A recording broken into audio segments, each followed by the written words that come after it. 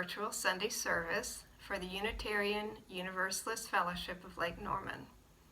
Our fellowship walks diverse paths to find meaning and purpose, but we are united by our belief in the inherent worth and dignity of all, and the obligation to express our faith through acts of justice and compassion. We are an open and inclusive liberal faith community. All are welcome, regardless of gender, race, sexual orientation, ability, or economic status. My name is Nancy Embry, and I've been an active member of this congregation since 2015.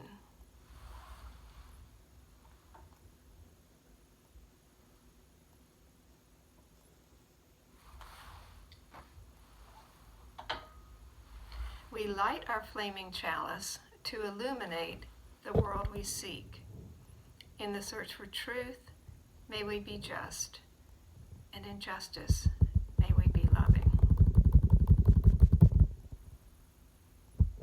Today we're very fortunate to have our guest minister, Scott Neely, present our message. Scott comes to us from the Unitarian Universalist Church of Spartanburg, South Carolina. He also serves as strategist for Speaking Down Barriers, an organization that uses facilitated dialogue to build our life together across the differences that divide us. He is a graduate of Wofford College and Harvard Divinity School. In April 2015, Scott presented a TEDx talk on race and racism entitled, "What Will I Teach My Son?" Scott has taught religion and humanities at the University of South Carolina-Upstate and at Wofford College. Scott has provided 3 readings for our service.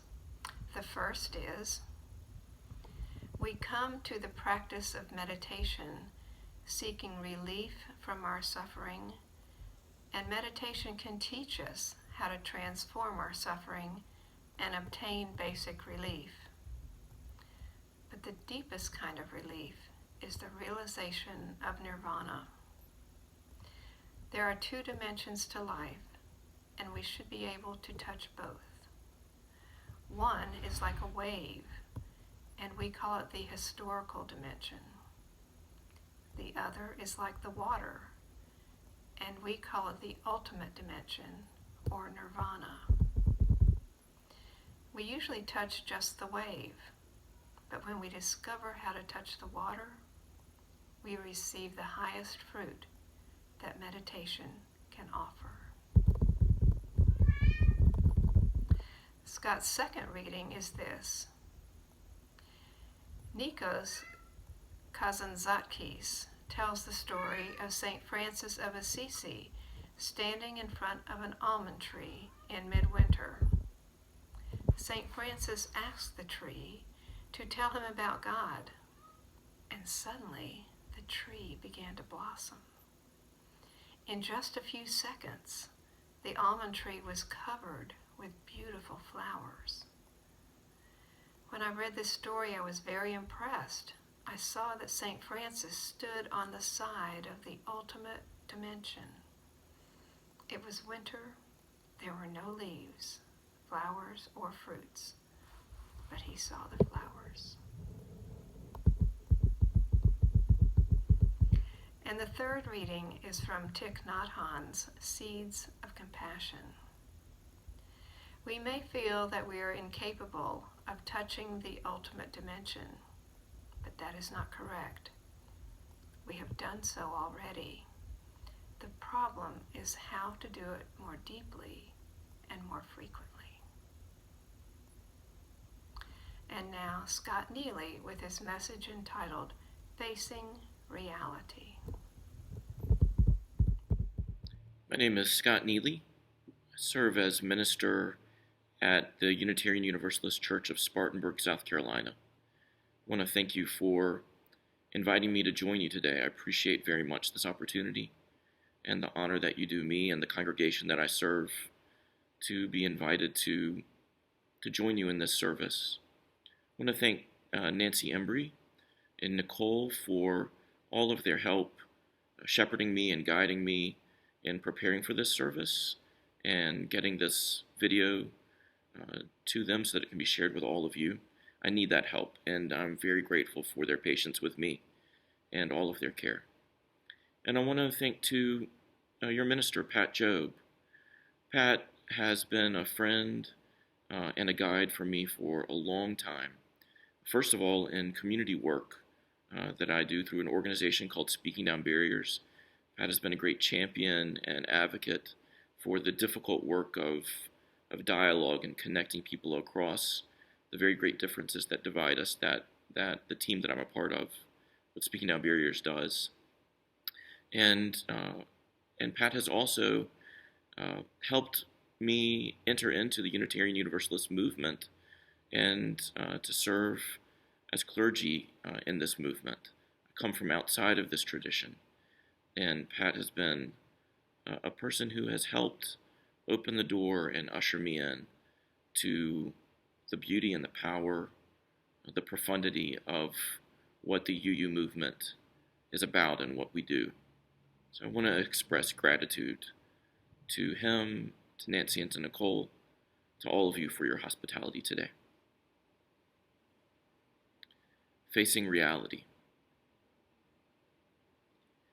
When the pandemic started, now more than 10 months ago, the congregation here in Spartanburg shut down use of our facility. We went to all virtual services immediately, and we stopped all gatherings, all meetings, all events on our church campus, distancing from one another, and as we learn more, advocating more and more, not only for hand washing, but for wearing masks, to try to take care of each other, to protect each other. We did that work, and we did it well. I'm really proud of what this congregation has done and has sustained. As the months wore on, though, we began to hear about one group that we work with very closely and that we are very proud to host, a group in which a number of our members are participants that very much wanted to meet again if they could. We were absolutely closed to all gatherings, but this one group asked, might there be some way that they could meet? And it was our AA group, gathering of folks living with addiction who felt a very strong need to meet in person despite the danger from the pandemic.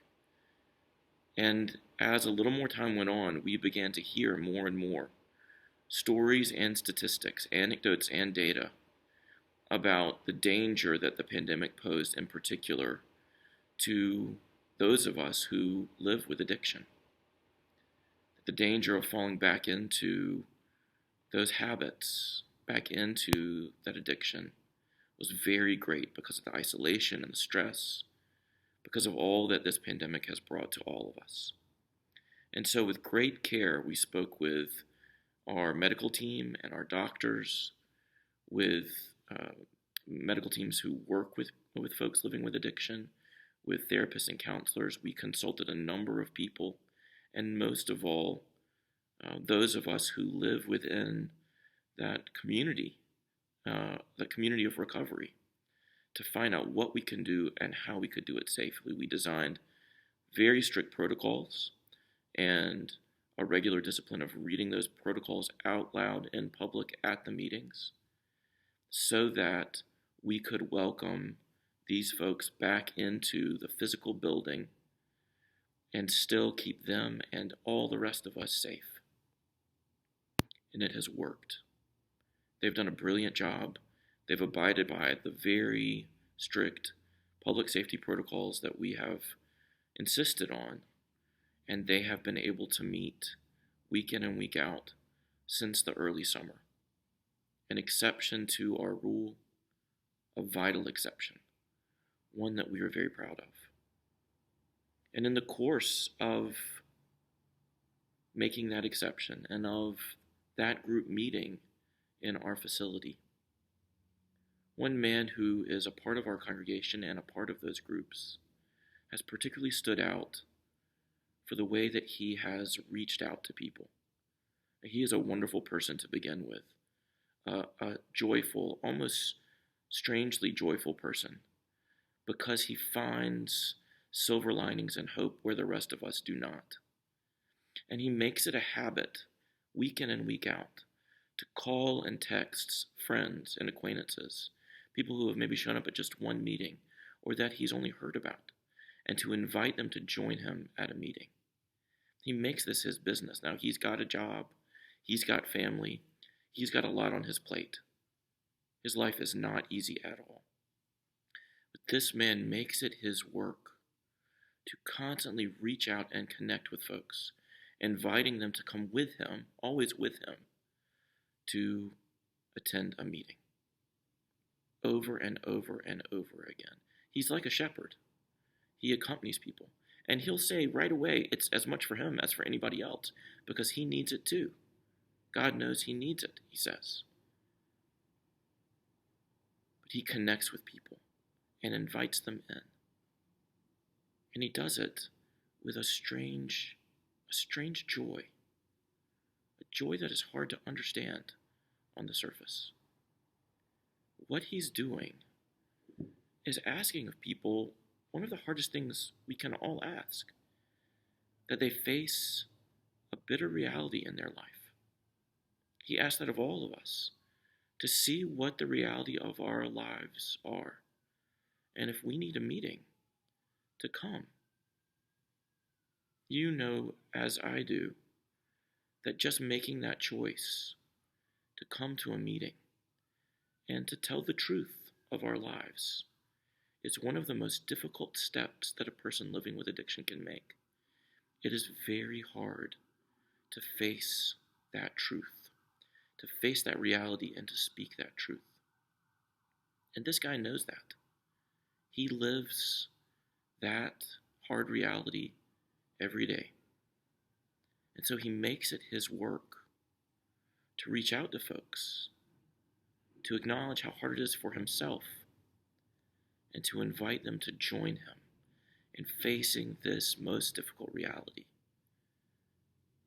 of a lifetime, so that they can find another way through. You know, when we think about spiritual practice, that is so much of what is at the heart. Whatever else religion and spirituality may be, fundamentally, I think, what all of our practices and traditions are really trying to do is to help us face reality, face the reality with our lives, even the most difficult realities, maybe most of all the most difficult realities. And when we face those realities, somehow to find something more. This is the fundamental concept in Buddhism, in the practice of meditation. The Buddhist teaching is that life is suffering. Life is a bitter reality. Now that seems bleak and desolate. Why would we ever want to engage in a tradition and a practice that's like that? But the paradox is that when we sit in contemplation, when we engage in meditation and the practice of mindfulness, and look that reality in the face, when we stare into what is real, somehow that experience of reality turns. And the Buddhist teaching is that the wisdom that is engendered in us by facing reality cultivates within us compassion for all beings, loving kindness for all things, even for those people that are most difficult for us. We find compassion for them. And in that compassion, wonder and joy. Think of Buddhist teachers, the Dalai Lama. This is a man whose whole teaching is that life is suffering and that we must face that. And yet his whole demeanor is one of laughter and joy. This is a man who lives violently exiled from his home. And yet he spends his life laughing, calling us to do the most difficult work of facing the realities of our lives. Because he knows that when we face reality, somehow, by some magic that is beyond our logic, we find something more. We pass through to find new ways of living, new ways of cultivating life, new ways of connecting with one another, with the whole interconnected web of being, of which we are one small and vital part. And through that connectedness, through those new answers, through that new vision for life, we find a strange joy. It doesn't make sense. And when we face that first bitter reality, when we finally face the truth, it is devastating. It is so difficult, so humbling, and even humiliating. We can feel that we've lost so much. But the teaching over and over again, the teaching of the Dalai Lama, the teaching of Thich Nhat Hanh, the teaching of the Buddha, the teaching of the man in the UU congregation in Spartanburg, and the AA group that meets here every week, the teaching of these enlightened beings, texting us and calling us and summoning us with their strange joy, with their laughter over and over again, is face the hardest reality of your life, and you will pass through. Face the hardest reality, and you will come through. And not only will you come through, here's the real magic: I will come with you. These great teachers, the ones on the other side of the world, and the ones distant in time, and the ones right in our own homes, the ones that are calling to us, they promise to be with us. They know what it's like, and they offer to walk with us in this bitter, humbling, strangely joyful new way. As a nation, over this last week, if not over the last 400 years, we have seen how devastating it is when we do not face reality. A little over a week ago, our capital, the center of our democracy, was stormed by insurrectionists. Now, this is not about politics. When I go to the ballot box, I vote for Republicans and Democrats. I think there is an importance to having multiple views in a democracy. Conservative and progressive views, as frictional as they can be, work together ultimately. You need a brake pedal and an accelerator to drive a car safely. We're talking about something more than politics here. We know, and increasingly, even people who perpetuated falsehoods have begun to acknowledge. We know that that band of people that stormed the Capitol were living in a lie. They had been lied to over and over and over again. And for whatever reasons, we won't psychologize them. They are our siblings. For whatever reasons, they had become so immersed in a lie that they were willing to compromise themselves, to seriously break our laws, and to face long-lasting consequences. Lives ruined because of what happened. Lives lost and lives ruined because they had been lost in a lie, terribly misled. When we choose to live in irreality, when we choose not to face the truth, the consequences are severe. The consequences are our lives. And as painful as it is to face reality, as difficult as it is, with humility, to face that first bitter truth, it is life-giving and so much better than to live in falsehood, to live without the truth, and to lose our lives. When we watched the storming of the Capitol last week, not only did we see people lost in a lie, and the terrible tragedy of that for all of us, we also saw a naked truth revealed once again in front of us, if we will only see it. It is a bitter and difficult truth, hard to face, but it is there for us, if we will see it. And this is it. The foundation of our country is the lie of racism. I know that that is difficult to hear. It is not what I wish was true. But even before the United States of America existed, our economy, our political structures, and our social structures, the deep roots of our country, were built on the exploitation of some people for the benefit of others. And this is how it worked. In the Jamestown colony in early Virginia,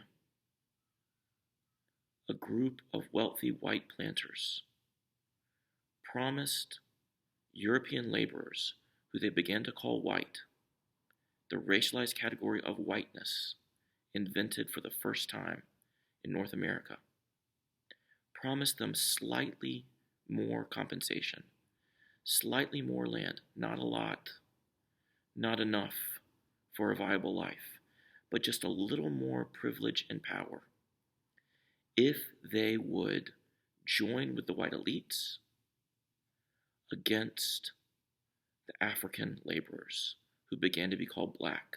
The category of being black and the concept of anti-blackness, of pushing people of color, and particularly black people of color, to the bottom of our social and labor hierarchies, invented in that moment, and then instilled into our laws in Jamestown and in South Carolina, where I live, over and over again, in our colonies, up into our new Constitution, the Three-Fifths Compromise, up into the preservation of enslavement, even once the 13th Amendment was passed, with an exception clause that still provides for enslavement in our prison system, up through the Reconstruction era and Jim Crow and segregation, into the era of mass incarceration today. A deep pattern of white elites promising the white working class that if they will join them to help suppress people of color and multi-ethnic coalitions, then the white working class will receive slightly more incentive, a little buzz of power, a little more economic standing.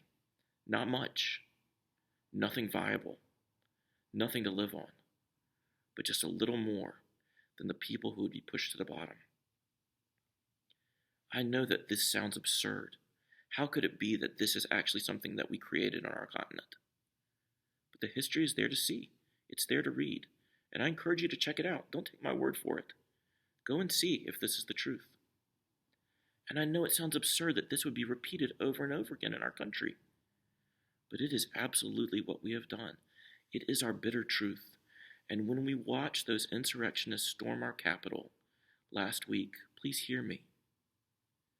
They did so at the behest not only of one, but of several white elites for the preservation of their own wealth and power.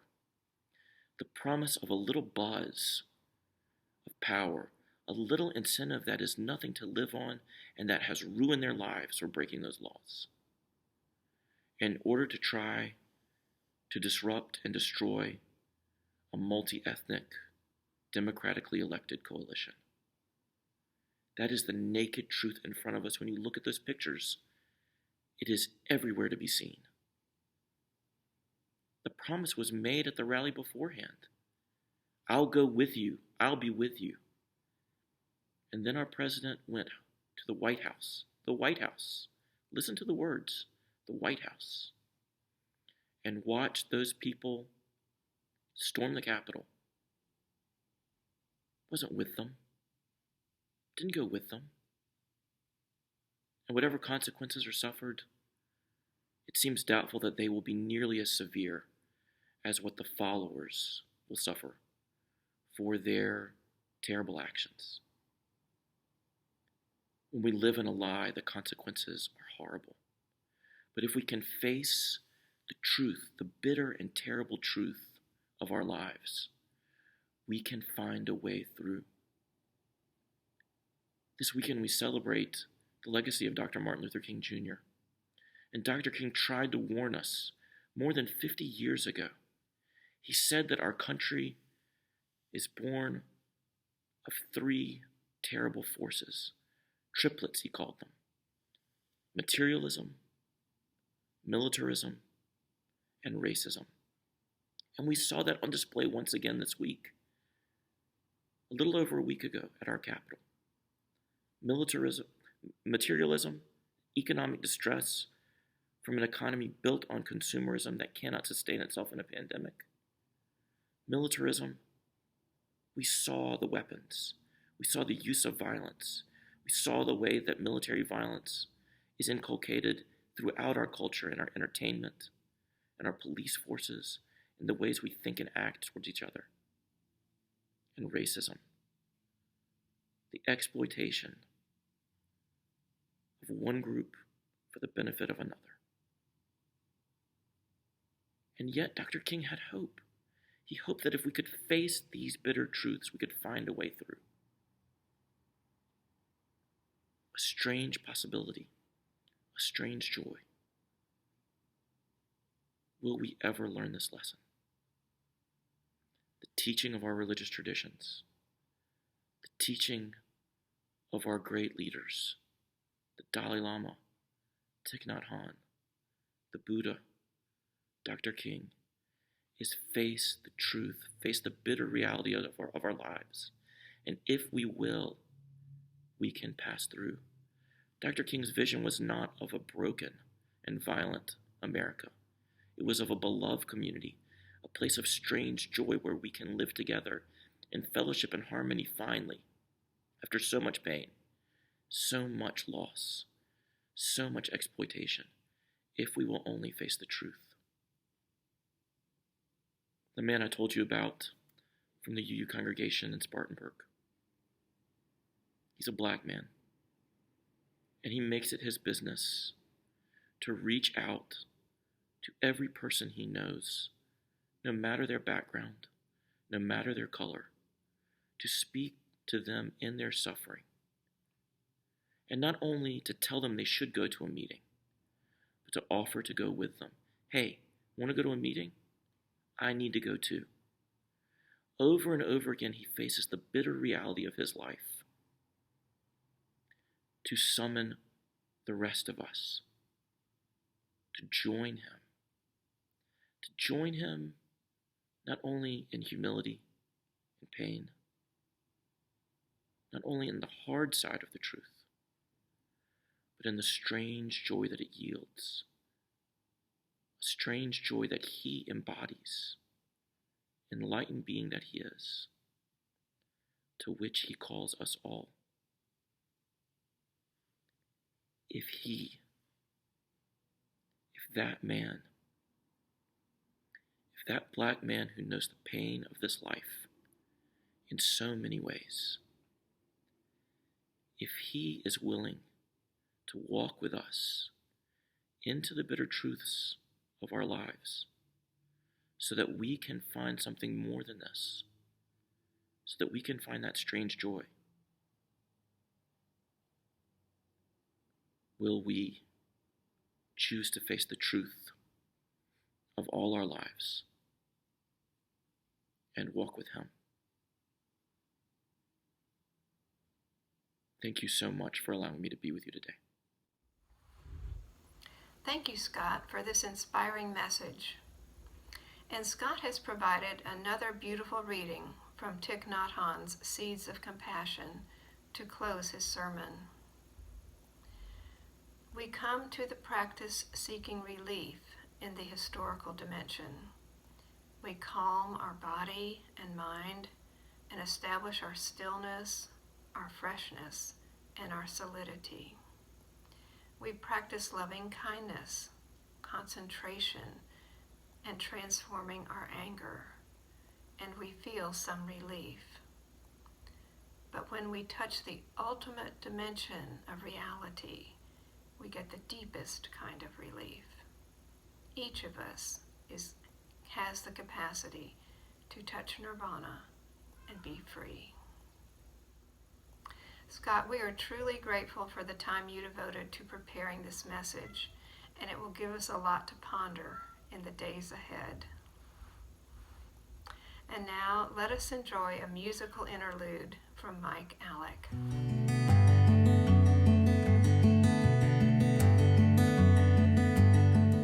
Greetings, everyone. This is a song of mine called Let Your True Light Shine Again.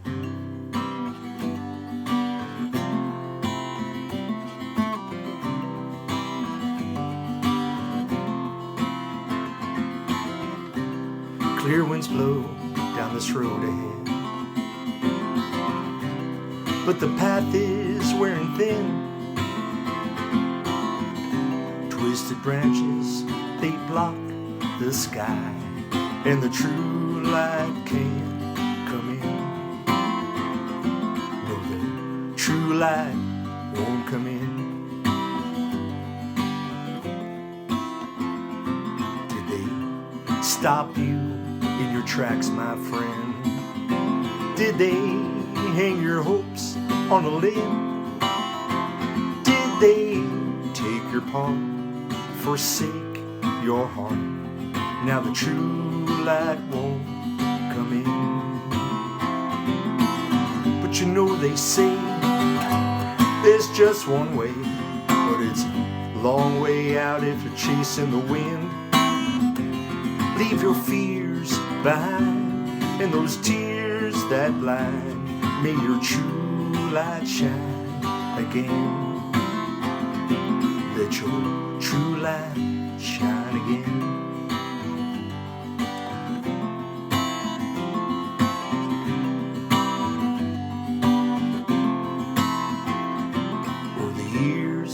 Past since we were young. Fields were flush in the spring. Whoa, water flowed down those hills of gold, and the bells of love would ring.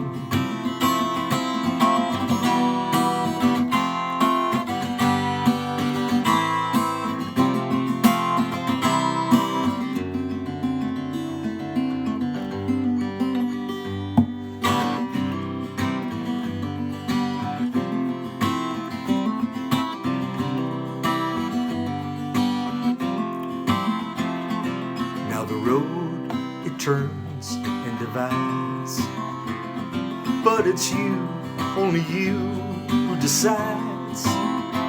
Let the lies grow cold, may your love unfold. Let your true light shine again.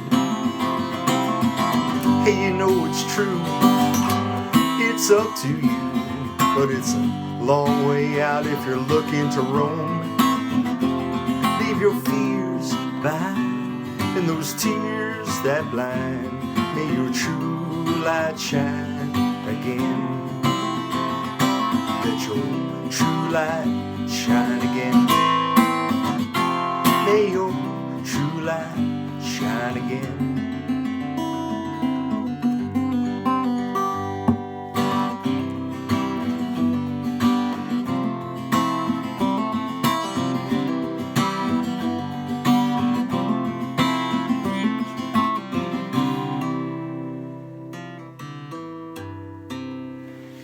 Take care, everybody.